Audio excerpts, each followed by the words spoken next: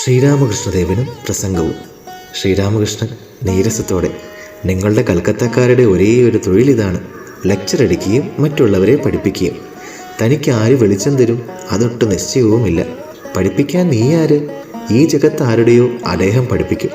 അദ്ദേഹം ഈ ജഗത്ത് സൃഷ്ടിച്ചിരിക്കുന്നു, സൂര്യചന്ദ്രന്മാരെ നിർമ്മിച്ചിരിക്കുന്നു, മനുഷ്യനെയും ജീവികളെയും ജന്തുക്കളെയും സൃഷ്ടിച്ചിരിക്കുന്നു, ജീവജാലങ്ങൾക്ക് ആഹാരത്തിനുള്ള ഉപായമുണ്ടാക്കിയിരിക്കുന്നു, പോറ്റി വളർത്താൻ അച്ഛനമ്മമാരെ നൽകിയിരിക്കുന്നു, അതിനായി അച്ഛനമ്മമാരിൽ സ്നേഹം നിറച്ചിരിക്കുന്നു.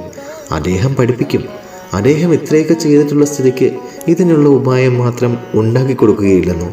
പഠിപ്പിക്കേണ്ട ആവശ്യമുണ്ടെങ്കിൽ അദ്ദേഹം തന്നെ പഠിപ്പിക്കും. അദ്ദേഹമാണ് അന്തര്യാമി. ഇനി ഈ മണ്ണുകൊണ്ടുള്ള പ്രതിമയെ പൂജിക്കുന്നതിൽ എന്തെങ്കിലും തെറ്റുണ്ടെങ്കിൽ തന്നെയാണ് ഇതിൽ കൂടി വിളിക്കുന്നതെന്ന് അദ്ദേഹത്തിന് അറിഞ്ഞുകൂടുന്നു. അദ്ദേഹം ഈ പൂജ കൊണ്ട് തന്നെ സന്തുഷ്ടനാകും. അത് ചൊല്ലി നീ എന്തിനാണ് നിന്റെ തല പുണ്ണാക്കുന്നത്? നിനക്കെങ്ങനെ ജ്ഞാനം ലഭിക്കും? ഭക്തി ഉണ്ടാകും എന്ന കാര്യത്തിൽ നീ പ്രയത്നിക്കുക. ഇത്തവണ തൻ്റെ അഹങ്കാരം തീർത്തും തകർന്നുവെന്ന് മാസ്റ്റർക്ക് തോന്നി. അയാൾ വിചാരിച്ചു, അദ്ദേഹം പറഞ്ഞത് നേരാണ്. എനിക്ക് പഠിപ്പിക്കാൻ എന്ത് കാര്യം? ഞാനെന്താ ഈശ്വരനെ കണ്ടിട്ടുണ്ടോ? അല്ലെങ്കിൽ അദ്ദേഹത്തിൽ എനിക്ക് ഭക്തി ഉണ്ടായിട്ടുണ്ടോ? തനിക്ക് കിടക്കാൻ ഇടം കിടയാ. ചങ്ങാതിയെയും കൂടി വിളിക്കുന്നു. ഭഗവാനെക്കുറിച്ച് അറിയില്ല, കേട്ടിട്ടുമില്ല. എന്നിട്ടും അന്യരെ പഠിപ്പിക്കാൻ പോകുന്നത് എത്ര ലജ്ജാവഹം! എന്തൊരു മൂഢതയുടെ ലക്ഷണം! മറ്റുള്ളവരെ പഠിപ്പിക്കാൻ ഇതെന്താ കണക്കോ ചരിത്രമോ സാഹിത്യമോ മറ്റോ ആണോ? അല്ല, ഇത് ഈശ്വര തത്വമാണ്. ഇദ്ദേഹം പറയുന്നത് എൻ്റെ ഉള്ളിൽ നന്നായി പതിയുന്നുണ്ട്. ഇത് ഗുരുദേവനുമായുള്ള മാസ്റ്ററുടെ ആദ്യത്തെയും അവസാനത്തെയും തർക്കമായിരുന്നു. ശ്രീരാമകൃഷ്ണദേവൻ, നീ മണ്ണുകൊണ്ടുള്ള പ്രതിമയെ പൂജിക്കുന്നതിനെക്കുറിച്ച് പറഞ്ഞുവല്ലോ. മണ്ണുകൊണ്ടുണ്ടാക്കിയതായാലും ആ പൂജ കൊണ്ടും പ്രയോജനമുണ്ട്. പലതരത്തിലുള്ള പൂജയും ഈശ്വരൻ തന്നെയാണ് ഏർപ്പെടുത്തിയിട്ടുള്ളത്. ഉലകം ഈശ്വരൻ്റെ. അദ്ദേഹം തന്നെ ഇതൊക്കെ ചെയ്തിരിക്കുന്നു. അധികാരി ഭേദമനുസരിച്ച് ഓരോരുത്തരുടെയും വയറിന് പിടിക്കുന്ന ആഹാരത്തിന് അമ്മ ഏർപ്പാട് ചെയ്യുന്നു. ഒരമ്മയ്ക്ക് 5 മക്കളുണ്ടെന്ന് വിചാരിക്കുക. വീട്ടിൽ മീൻ കൊണ്ടുവന്നു. അമ്മ പലതരം മീൻകറി തയ്യാറാക്കുന്നു. ആരുടെ വയറിന് ഏത് പിടിക്കുമെന്നുള്ളതനുസരിച്ച്. ഒരുത്തന് മീൻ ബിരിയാണി, ഒരുത്തന് ഉപ്പിലിട്ട മീൻ, വേറൊരുത്തന് മീൻ പൊരിച്ചത്. ഇങ്ങനെയൊക്കെ ഉണ്ടാക്കുന്നു. ഓരോരുത്തരുടെയും ഇഷ്ടവും ദഹനശക്തിയും അനുസരിച്ച്. മനസ്സിലായോ മാസ്റ്റർ? ഉവ്വ്. അധ്യായം 4. സംസാരാർണവഘോരേയ കർണധാരസ്വരൂപക നമോസ്തു രാമകൃഷ്ണായ തസ്മൈ ശ്രീ ഗുരവേ നമഃ. ഭക്തി ഉണ്ടാകാനുള്ള ഉപായം. മാസ്റ്റർ സവിനയം. ഈശ്വരനിൽ എങ്ങനെ മനസ്സ് നിർത്തും? ശ്രീരാമകൃഷ്ണദേവൻ, സർവദാ ഈശ്വരന്റെ നാമം ജപിക്കുകയും ഗുണം കീർത്തിക്കുകയും വേണം. കൂടാതെ സത്സംഗം ചെയ്യണം.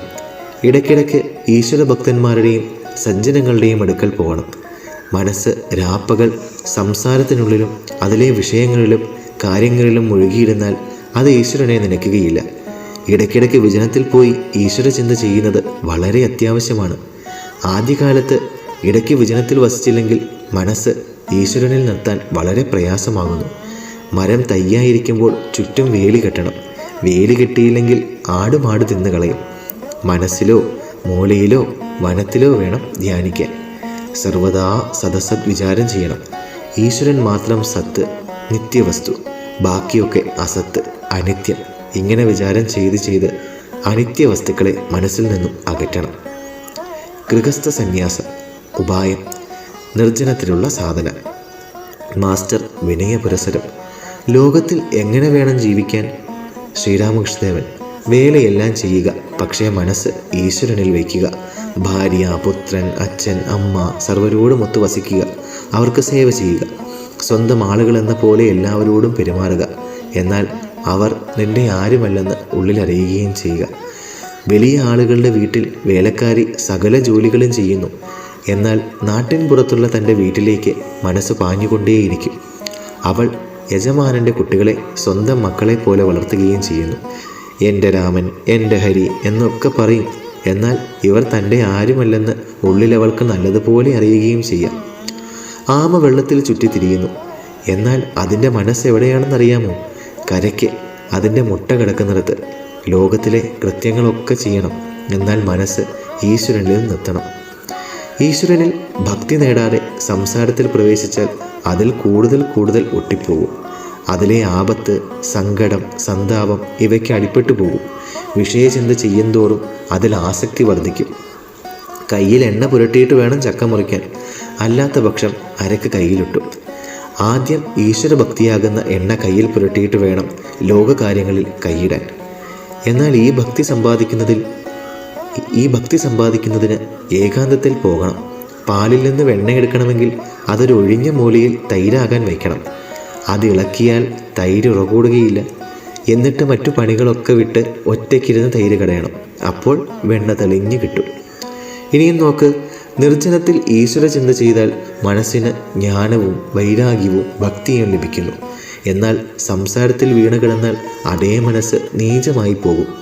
സംസാരത്തിൽ കാമിനീ കാഞ്ചന ചിന്ത മാത്രമേ ഉള്ളൂ. സംസാരം ജലം പോലെയും മനം പാല് പോലെയുമാണ്. വെള്ളത്തിലൊഴിച്ചാൽ പാലും വെള്ളവും ഒന്നായി തീരുന്നു. പിന്നെ പാൽ വേർതിരിച്ച് കിട്ടുകയില്ല. പാല് തൈരാക്കി കടഞ്ഞ് വെണ്ണയെടുത്ത് വെള്ളത്തിലിട്ടാൽ അത് പൊങ്ങിക്കിടക്കും. അതുകൊണ്ട് ഏകാന്തത്തിൽ സാധന ചെയ്ത് ആദ്യം ജ്ഞാനഭക്തി രൂപമായ വെണ്ണ സമ്പാദിക്കണം. ആ വെണ്ണ സംസാര ജലത്തിലിട്ടാലും കിടന്നാലും കൂടിക്കലരുകയില്ല, പൊങ്ങിക്കിടക്കും. ഇതോടൊപ്പം വിചാരം ചെയ്യേണ്ടത് വളരെ ആവശ്യമാണ്. കാമിനീ കാഞ്ചനം അനിത്യമാകുന്നു. ഈശ്വരനൊരുവൻ മാത്രം നിത്യവസ്തു. പണം കൊണ്ട് എന്ത് കിട്ടും? ചോറ് കിട്ടും, പയറ് കിട്ടും, തുണി കിട്ടും, താമസിക്കാൻ ഇടം കിട്ടും, ഇത്രയൊക്കെ തന്നെ. പക്ഷേ ഇതുകൊണ്ട് ഭഗവാനെ കിട്ടുകയില്ല. അതിനാൽ പണം ഒരിക്കലും ജീവിതോദ്ദേശ്യമാകാൻ നിവർത്തിയില്ല. ഇതിൻ്റെ പേരാണ് വിചാരം. മനസ്സിലായോ മാസ്റ്റർ? ഉവ്വ്. പ്രബോധചന്ദ്രോദയം എന്ന നാടകം ഞാൻ ഈയിടെ വായിച്ചു. അതിൽ വസ്തുവിചാരമുണ്ട്. ശ്രീരാമകൃഷ്ണദേവൻ: അതെ, വസ്തുവിചാരം. ഇത് കേട്ടു നോക്കൂ. പണത്തിൽ എന്തുണ്ട്? ഒരു സുന്ദര ദേഹത്തിൽ പോലും എന്തുണ്ട്? വിചാരം ചെയ്യൂ. സുന്ദരിയുടെ ദേഹത്തിലും അസ്ഥി, മാംസം, മജ്ജ, മലം, മൂത്രം ഇതൊക്കെയുണ്ട്.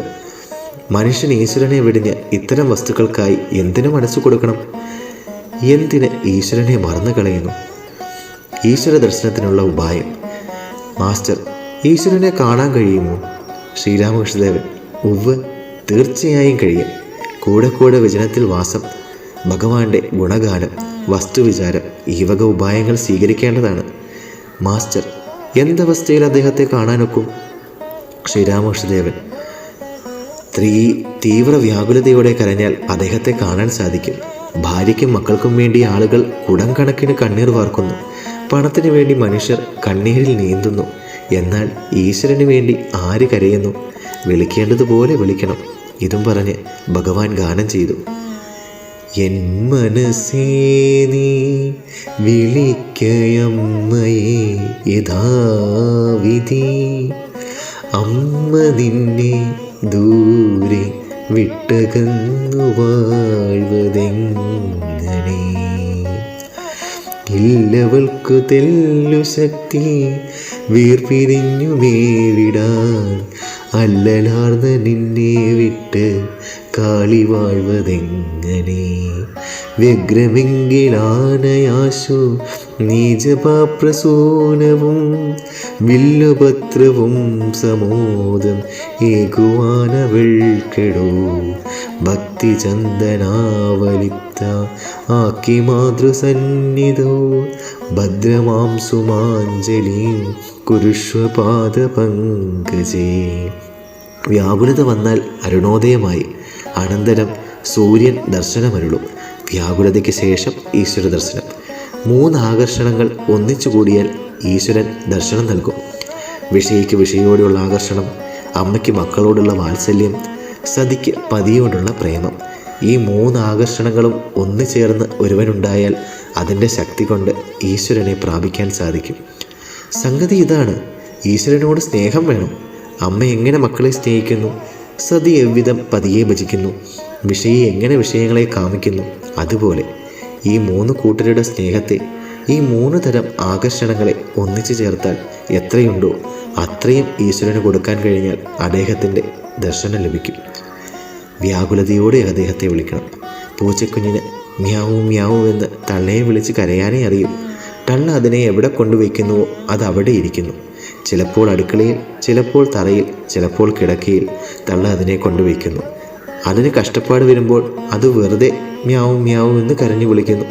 അതിന് വേറൊന്നും അറിഞ്ഞുകൂടാ. അമ്മ എവിടെ ഇരുന്നാലും ഈ മ്യാവും മ്യാവും ശബ്ദം കേട്ടാലുടൻ ഓടിയെത്തും.